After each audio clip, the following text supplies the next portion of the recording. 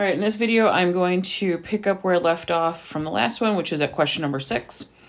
Question number 6, part A and part B are evaluating logs. So let's see, part A. My base to some power is equal to 64.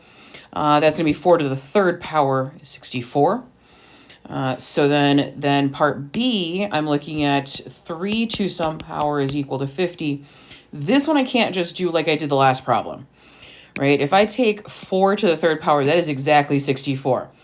3 to some power to equal 50, I can't do. But what I can do is take the log of both sides.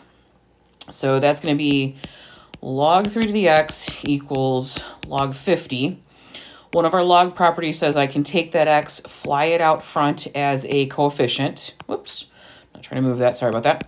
So x log 3 is equal to the log of 50. I'm going to divide both sides by the log of 3.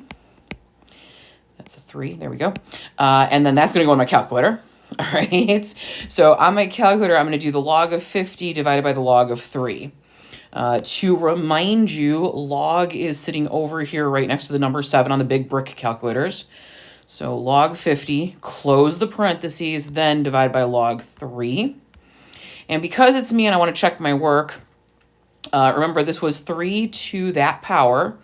So let me get that power is supposed to equal 50. Sure enough, it does. So rounding off to the appropriate decimal place, I'm going to call that 3.56. All right, so 3.56 for an answer here. Go ahead and lose the calculator. All right, so there's a part A and part B for question number 6. I'm going to go ahead and slide over to number 7 here. I'm asked to evaluate a logarithm. I've got 2 logs that are being added, so I get to combine those by taking 20 times 5. So this is going to be log of 100. Please do yourself a favor if you need it. Add in the fact, hold on one second. My little stylus is glitching there. That is a base 10 system. So this is going to be 10 to some power equals 100. And that, of course, is 10 to the second power. All right. So again, when you have 2 logs that are being added together like this, you can go ahead and multiply those arguments. So 20 times 5 make the 100. When you have logs with no written base, we assume it's a base 10. All right. Question number 8. Okay, I've given you f of x, I've given you g of x. I want you to find f of g of 1. So we are going to start in the inside. I want to know, and I'm going to put this off to the side. Whoa.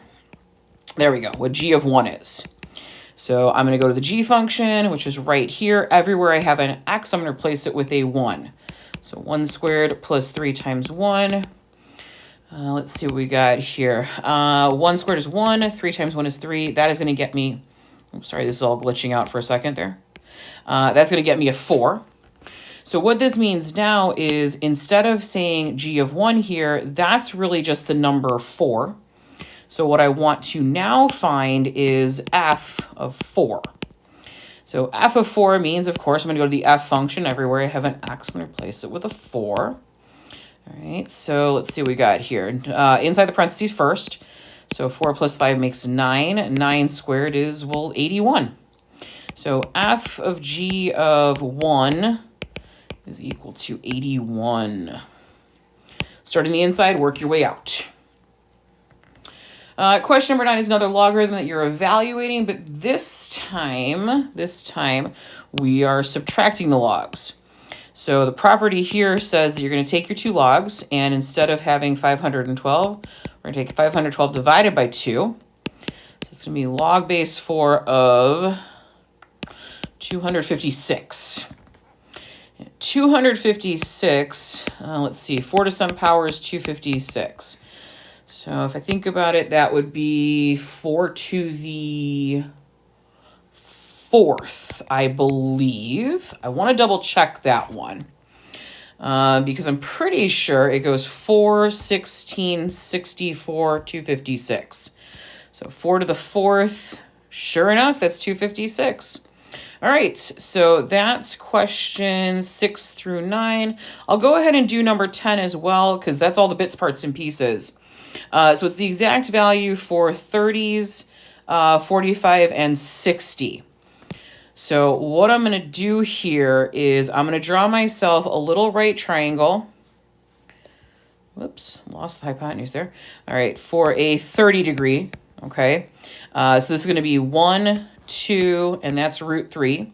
Remember, it's x, 2x, x root 3. So let's see, the sine of 30 would be the, let me do little labels here. So this is H, this is O, this is A. And as always, it is SOHCAHTOA. All right, so sine of 30, we're going to do the opposite over the hypotenuse. So 1 over 2. So 1 over 2. Cosine of 30 is adjacent over hypotenuse, so root 3 over 2. So root 3 over 2. And tangent of 30 is opposite over adjacent, so 1 over root 3. 1 over root 3 needs to be rationalized. There we go. Now you can actually read it. So that means I'm going to multiply by root 3 top and bottom. So that's going to be root 3 over 3. Okay, root 3 times root 3 is root 3 squared. That just simplifies down to 3. All right, so that's all the 30s. The next set is the 40, and it's kind of slipping into this one, these two and this one. Those are my 45s. So if I draw a little 45, 45, so 45, 45, that's going to be 1, 1, root 2. So it's x, x, x root 2. And I'm going to use, of course, this angle. So that's going to be opposite, adjacent, and hypotenuse. So let's see, cosine of 45 is going to be adjacent over hypotenuse. So 1 over root 2. Let's see, 1 over root 2 needs to be rationalized. So times root 2, this is going to be root 2 over 2. Okay, tangent of 45, tangent is the opposite over the adjacent. That's 1 over 1, which is going to be 1. All right, so number 1.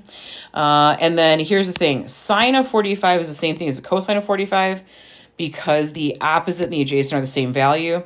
So sine is opposite over hypotenuse. So 1 over root 2 is exactly what you did here for cosine. So I'm just going to go ahead and write root 2 over 2 there for the sine of 45. And then the last set are the sine, cosine, and tangent for a 60-degree angle. So this time I'll draw the triangle wherever it doesn't particularly matter. All right. If I call this the 60-degree angle, that means your opposite of 30 is 1, opposite of 60 is root 3, and the hypotenuse is 2. Had to think about that. So x, 2x, x root 3. So from the 60-degree angle, we've got the opposite, we've got the adjacent, we have the hypotenuse there. So tangent is TOA, so opposite over adjacent. So that is simply going to be root 3. You don't need the over 1 part. Cosine of 60 is, that would be cos, so it's adjacent over hypotenuse. That is 1/2. There we go, get the actual pen working there. And sine of 60 is opposite over hypotenuse. That would be so. So that is root 3 over 2. All right, there are questions 6 through 10. I'm going to go ahead and cut this video, and of course I will make another one as I continue through the study guide.